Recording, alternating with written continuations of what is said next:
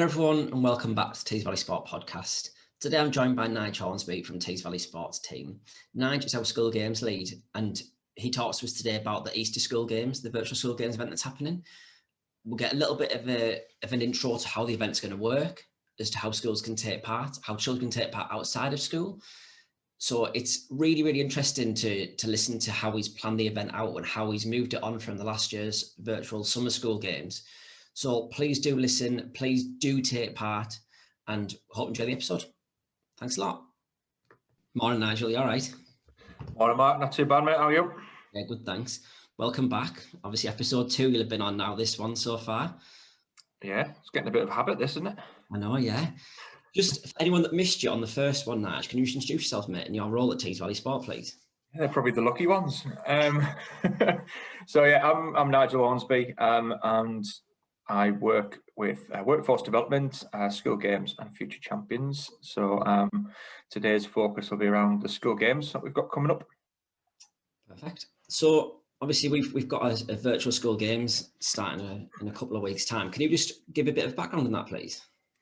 Yeah. So obviously, I mean, I think everyone's aware that if there's not people aware that we've been in a pandemic and a lockdown, then there's something wrong. Absolutely. But we every year hold 2 county finals events for the schools in Tees Valley. Normally they're face-to-face, big inspirational, aspirational events held at single venues. We get up to 2,000 children attending. So they're really nice events, festivals or competitions. And obviously with the COVID pandemic and things, we've not been able to do any of that. So that comes from March, obviously last year. And we held a summer virtual event, as did most of the partnerships across the country. And it was a real success. We were quite surprised in how much engagement we had from the schools and the children, and the fact that it was different schools and different children taking part. So we had around about 26,000 entries into our week of activity, which was just astounding. So the uptake was brilliant. And we decided as a group that because it was engaging with different people, different children that we don't normally see at the finals events, either through qualification or through other issues with schools on those days and things, that it's a really good engagement tool to reach out to those children and give them the opportunity to be part of something bigger. So we've decided to continue it, and obviously we can't do face-to-face at the minute, so we're running something very similar again on the 22nd of March through to the 26th of March. Full week again of activities. We're going to have around about 30 challenges, and this week's based around a personal challenge. So it's a theme that's been going on for a couple of years now in Tees Valley, trying to give children the chance to achieve, even if they don't either win their race or win their games, or if they are competition ones, if they're festivals and there isn't any challenge or anything involved in that, then this gives them an opportunity to be their best. So little sports challenges, little tasks and things for them to do, whether that be jumping, skipping, running, doing some active travel. There's all sorts of variations for primary schools and secondary schools to take part in this week. Awesome. So it's obviously it's a massive thing, isn't it? Obviously you mentioned that in the usual games that we can engage with 2,000 children, but to get 26,000 in the first one we've done was pretty impressive, wasn't it, really, for a first ever attempt at it? Yeah, the amount of data that we had coming through, I was having sleepless nights going through all the spreadsheets, dealing with all the data coming through. So yeah, that was a challenge in itself. So that was my personal challenge for the summer. But yeah, it's such a successful week, and everyone really enjoyed it. Teachers not so much, because they had to input the data for the kids, so that was a bit of a challenge for them. But that's something we learned from, and we've developed something going forward that's going to alleviate that problem. So yeah, it's such a success that we've got to build on it. And like I said, myself and the SGO network that we've got in Tees Valley, it's such a good network. They're a really, really good team. They're passionate about what they do, and we decided that the virtual offer needs to be embedded in what we do going forward. So it'll run alongside the face-to-face stuff throughout the year as we go forward. I think it's a good thing, isn't it? I think the one thing that the pandemic's really kicked in is that people can do stuff virtually. And I think previously it was everything's got to be face-to-face. We'll have a meeting face-to-face, we'll have an event face-to-face, we'll do everything face-to-face. But I just feel like, using Zoom, using Teams, using these virtual platforms, there is a need for it, I feel. And I think it's something that, I don't know what you feel, Nigel, but for me, I think that even when people can do the face-to-face events, I feel like there will still be a real demand and a need for this type of virtual activity. Yeah, I think there's a flexibility to it. I think that's what brings that kind of element of ability to do it, the flexibility around it. So, I mean, if you put an event or an activity on the site, that can be done at any point during that week. It's not a scheduled event where, okay, everyone has to be there at 9 o'clock. They've got to organise buses, they've got to organise things, staff to be there. All the kids have got to arrive on time and everything. You've got to get to the event, and then you've got all the other bits and bobs to do. It becomes a logistical challenge. Absolutely. But there's still a definite need for that, and I wouldn't get away from doing that because it's so valuable for the children to experience that. But on the same vein, if they're unable to attend, or they're unable to organise the staffing, or they haven't got the funds to organise minibuses and things, then these virtual events, that can be done anytime. And it just gives them that extra opportunity, rather than not be involved in anything at all. Yeah. These virtual competitions or these virtual challenges and tasks and things can be done at any point. So it's such a good opportunity. We just can't miss out on it. Yeah, definitely. So how is this one going to differ to the summer games then, Nigel? What's going to be different? What people are going to see different? Are people going to see similar activities? Going to be a total new set? What we're looking at, Nigel? Yeah, so it's a bit of a mixed bag. There's some similar tasks from the summer, but we've added some new ones in. We've got the skipping school coming in to deliver a full week of skipping challenges. Works really good functional movement skills through skipping, and good fitness as well. So they've got a bunch of challenges for primary schools and secondary schools. Got a load of videos of instructions, and they're going to be on the phone for teachers as well if they want to get in touch with them. Wow. So yeah, they've got a bunch of information coming through. We've also got Panathlon Challenge. Tony from Panathlon Challenge is developing some inclusive challenges. Oh, amazing. For people to get involved in. And again, they'll be running across the week. And ourselves, we developed a bunch of different, just simple individual tasks, whether it be long jump, burpees, things like that. There's little fitness circuits, there's running challenges, all sorts of bits and bobs. So yeah, and it's very much based around the personal challenge, about each individual being their best, not competing against their friends or their schoolmates or other schools in the county, which is what the summer games was. It's very much about representing your school and having the opportunity at every point to represent your school, and whatever you did, you got points around participation, not about the scores that you achieved. Whereas this one is very much about setting a score, seeing if you can beat it, being your best, and looking at the values of the school games, about that determination, the self-belief, those different values that run through are inherent in the school games, that they're really prominent within personal challenge. So don't give up, give it your best shot. Sometimes your first score is going to be your best score. Yeah, definitely. So it may be a case of, okay, right, I've done a long jump, standing long jump, and I've jumped this far. My second, third jump haven't been as far, but you've still done your best because your first jump is your best. Yeah.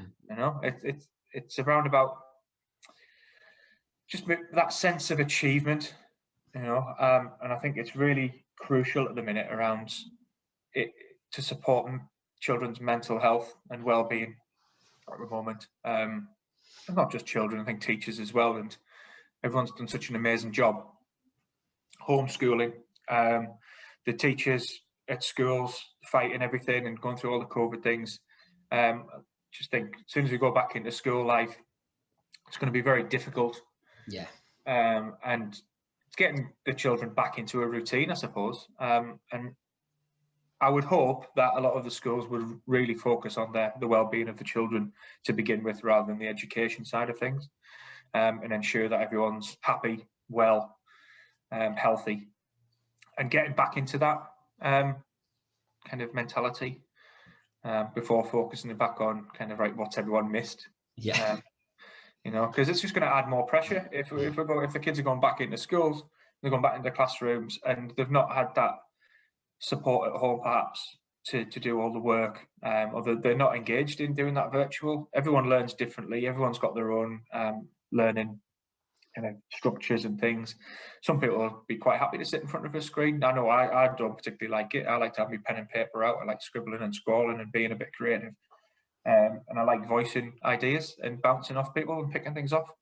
So if you're working at home, trying to do your school work, and you learn like I do, it's sometimes you're gonna struggle. So something's going to be missed. So I think we have to really focus on the children's well-being and the mental health to begin with, get them back into that routine, and not focus on the pressure of, right, what have you missed? Why have you not done this? It has to be around the well-being. And I think these personal challenges just give that a little bit of internal achievement for each individual.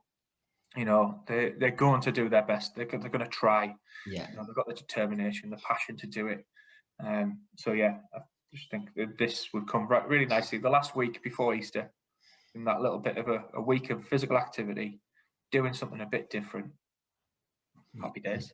No, I think it's a great idea. I love the personal challenge idea of it, Nigel. I think it means that everyone can. You don't feel like you're inferior to other people, because your best is not going to be somebody else's best, and how much you improve isn't going to be how much somebody else improves. Yeah. So I think that's a really, really good concept for me, that anyone can compete against anybody in this. It's not as if the best in the class is going to be smashing everything, it's going to be nailing everything. It's not about that. It's everyone's going to get their own personal sense of achievement, which I think, as you say, everything that's been going on with this past year, I think it's just going to be a really, really nice way for them to wrap up this term before Easter. And it's just, as I say, it's going to be, I think it's going to be a great week. And I mean, I might have a join in, see if I can beat my personal challenges, set myself some challenges to do myself. I think challenges if you want. Yeah, I think it's a great idea, and I really do. And obviously, we know how popular the last one was. So I think we've just got to hope that that the teachers buy into it, that they're taking part in it with the kids again.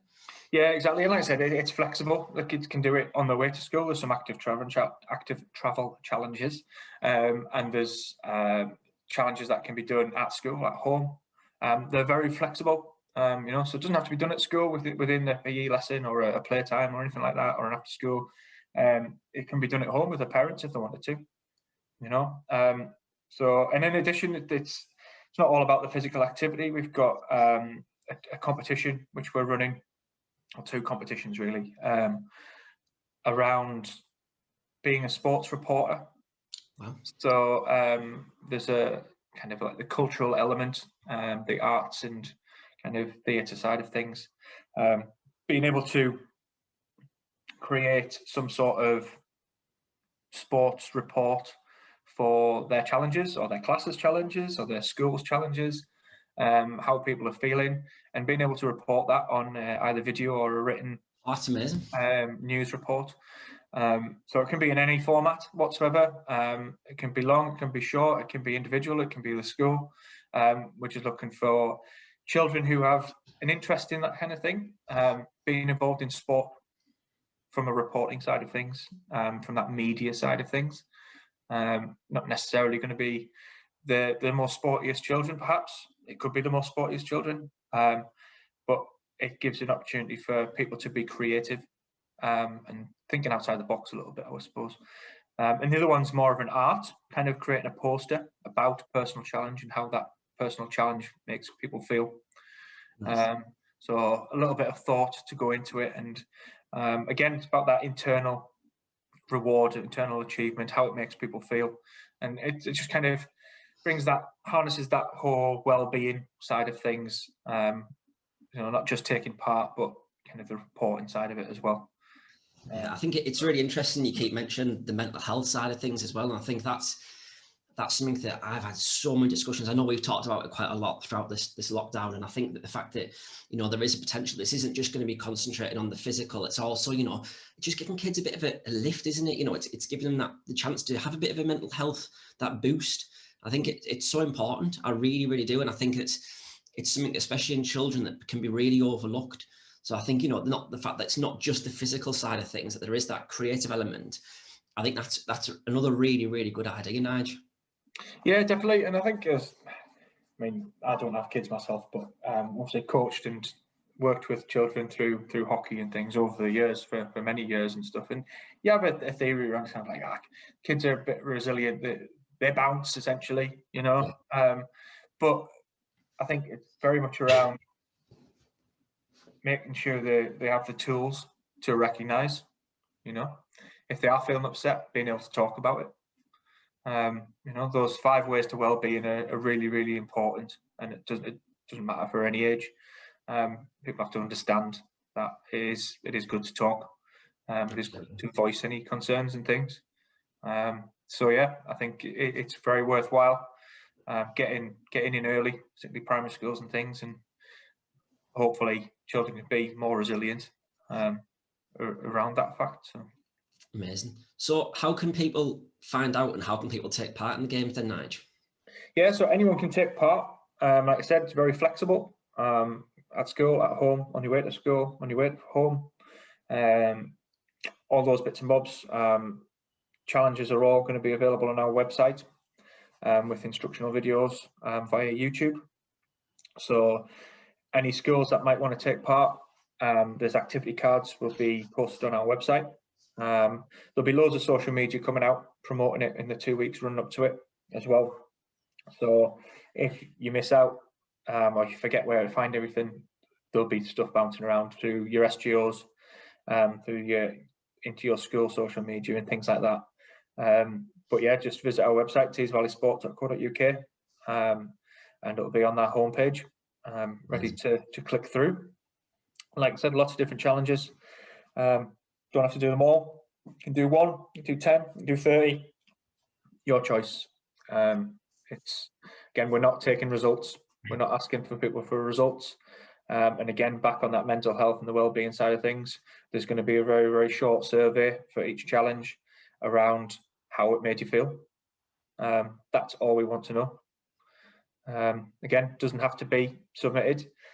And again, any children or schools that take part, we'd love to see images and videos through our social media, through hashtag personal challenge, hashtag your school games, get Tees Valley active, all those bits and bobs, but they'll all be on the website. Anything that needs to be known will be on the website, how to take part, and all those bits and bobs. So yeah, I really hope that the schools do, send us in some videos and some pictures, because I know that when it was in the summer, I know we got a few really nice videos and a few nice pictures sent through, didn't we? So I think that the fact that, the schools aren't going to have to send the reports and the results through this time to yourself. I think if we can get, the schools to send us some stuff in, because it's uplifting, isn't it? If you can see that people are doing it, and you can see the enjoyment, the smiles, the kids being kids together at school, I think that we can see that. And we can share that as well, can't we? We can, we can pass it, we can show it to the schools in the Tees Valley, and people can see how much kids are enjoying being active again. Yeah, definitely. And like I said, I think that the fact that the teachers aren't going to be up till 1 o'clock in the morning putting scores in, absolutely, I think gives an opportunity for us just to kind of shot some images and some videos.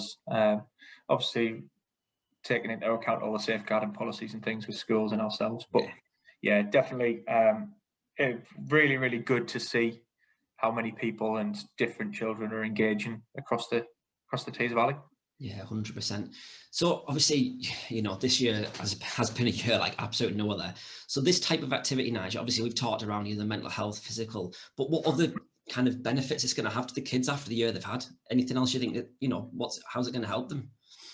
Well, it'd be interesting. I mean, you kind of pigeonholing people, I think, but it could be potentially that children, obviously with lockdown and things, not being out exercising or playing as much, so fitness levels might have dropped.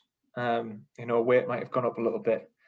So these physical activities and things, if we can get them a bit more embedded in school life, whether there be challenges, working with the SGO network to get involved in more physical activity and sporting events across the year, and it's going to help the physical well-being of the children. And again, like I said, the mental health side of things, just getting the kids back together playing. Yeah. You know, some of them won't have seen anyone. You know, they want to getting back, play with their friends. I can just imagine the schools being chaotic when they go back. I really do feel for teachers. Yeah, you do, don't you? So, I mean, hands down, probably one of the hardest 6 weeks that's going to happen, I think. Yeah, I mean, this episode's coming out on the day the schools go back. Well, good luck, everybody. I can just imagine the excitement, the bubble, the noise, the corridor is going to be crazy, isn't it? With the kids and all the excitement of seeing each other again.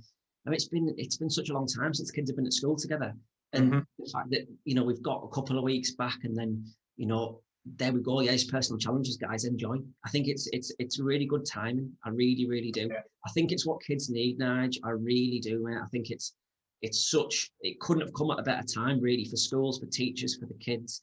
Get back, have 2 weeks back, get in the routine, and then here's your last week of the term. Go and crack on and enjoy your personal challenges.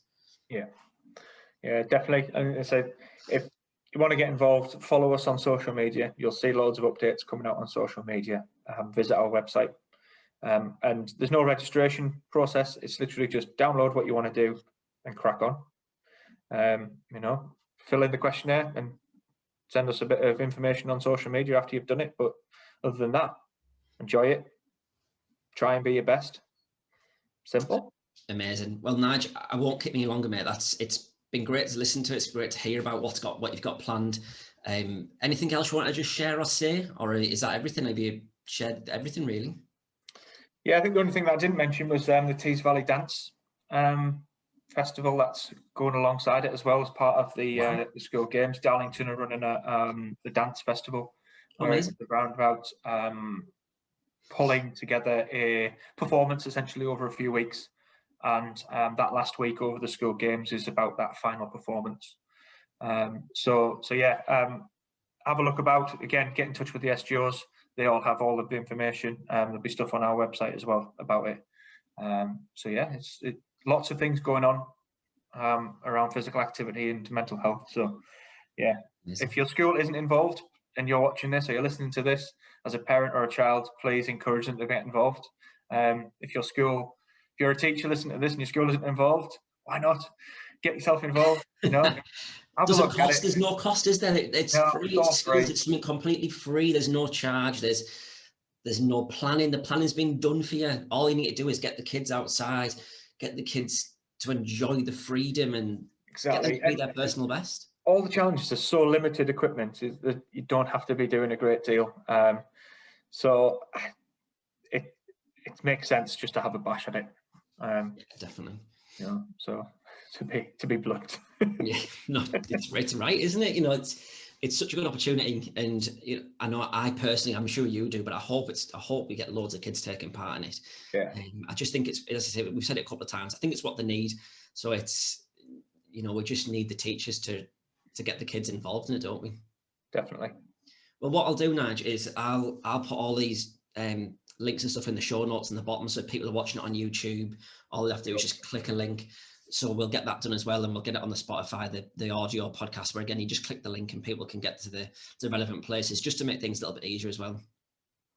Awesome. Sounds good. Well, good to catch up with you, mate. You too, mate. Champion. Thanks a lot, Nige. Cheers, bud. See you later. Thanks so much for listening to this week's edition of Tees Valley Sport Podcast. Hope you enjoyed it. It was great listening to Nige, hearing about how he's planned the Easter Virtual School Games. We do hope that children take part across the Tees Valley, both primary school and secondary school children. All the information will come live on our website on Monday, the 22nd of March. It's just teesvalleysport.co.uk. Thanks very much.